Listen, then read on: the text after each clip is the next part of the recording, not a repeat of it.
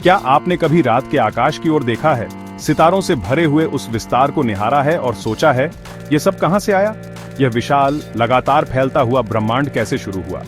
इसका उत्तर हमें लगभग 13.8 अरब साल पीछे ले जाता है, एक चौंकाने वाली घटना तक, बिग बैंग। यह कोई साधारण विस्फोट नहीं था, बल्कि एक ब्रह्मांडीय जन्म था। वह क्षण जब अंतरिक्ष, समय, ऊर्जा और पदार्थ की शुरुआत हुई। आइए इस सुंदर और अद्भुत कहानी में गहराई से उतरते हैं। बिग बैंग थ्योरी कोई काल्पनिक विचार नहीं है, बल्कि यह उस समय की सबसे प्रमुख वैज्ञानिक व्याख्या है, जो यह समझाने की कोशिश करती है कि हमारा ब्रह्मांड कैसे अस्तित्व में आया। इस थ्योरी के अनुसार ब्रह्मांड की शुरुआत एक बेहद गर्म, घने और अति सूक्ष्म बिंदु से हुई थी। एक बिंदु जो परमाणु से भी छोटा था। फिर एकाएक यह बिंदु फैलने लगा। यह कोई खाली स्थान में विस्फोट नहीं था, बल्कि स्वयं स्थान फैलने लगा।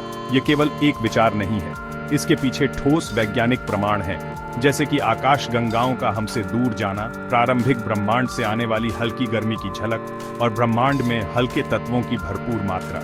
यह बात बहुत साधारण लग सकती है, लेकिन इसका अर्थ गहरा है। ब्रह्मांड की एक शुरुआत थी, एक ऐसा समय जब समय भी नहीं था। यह हमारे लिए समझना मुश्किल है, क्योंकि हमारी पूरी जिंदगी समय के भीतर घटती है। लेकिन बिग बैंग से पहले कोई घड़ी नहीं चल रही थी, कोई अतीत या भविष्य नहीं था, बस संभावना थी जो सब कुछ बनने जा रही थी। चलिए समय को थोड़ा पीछे ले चलते हैं और बिग बैंग के प्रमुख पड़ावों को समझते हैं। समय = 0, सिंगुलैरिटी।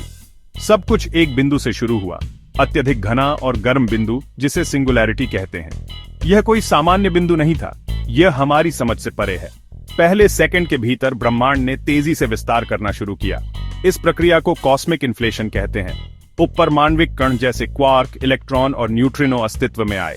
3 मिनट बाद ब्रह्मांड अब भी बेहद गर्म था, लेकिन ठंडा होने लगा था।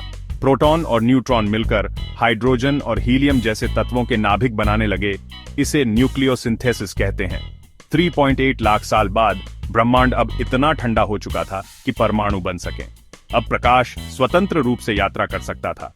इस शुरुआती प्रकाश को आज हम कॉस्मिक माइक्रोवेव बैकग्राउंड रेडिएशन के रूप में देख सकते हैं। यह ब्रह्मांड की शैशव अवस्था की एक तस्वीर है। कुछ 100 मिलियन साल बाद गुरुत्वाकर्षण ने पदार्थ को एकत्र किया, जिससे पहले सितारे और आकाशगंगाएं बनी। ब्रह्मांड का अंधकार छंटने लगा। बिग बैंग को प्रमाणित करने वाले सबूत। बिग बैंग केवल एक विचार नहीं है, बल्कि इसे प्रमाणित करने वाले कई पुख्ता प्रमाण हैं। आकाशगंगाओं का दूर जाना। एडविन हबल ने देखा कि सभी आकाशगंगाएं हमसे दूर जा रही हैं, और जो जितनी दूर है उतनी तेजी से। इसका मतलब है कि ब्रह्मांड लगातार फैल रहा है, जो एक बिंदु से शुरुआत का संकेत देता है। कॉस्मिक माइक्रोवेव बैकग्राउंड (CMB) 1965 में वैज्ञानिकों ने एक हल्की रेडिएशन की खोज की, जो हर दिशा से आ रही थी। ये किसी तारे या आकाशगंगा से नहीं थी, बल्कि बिग बैंग के बचे हुए अवशेष थे।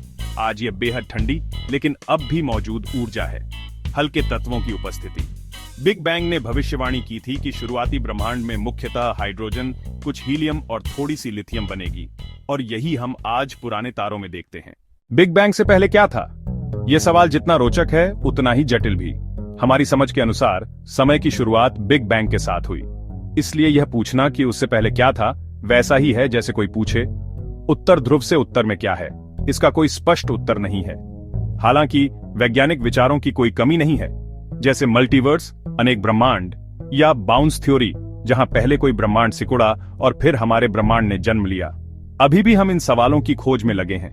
ब्रह्मांड अब भी बढ़ रहा है, और हम भी। आज भी अरबों साल बाद ब्रह्मांड लगातार फैल रहा है।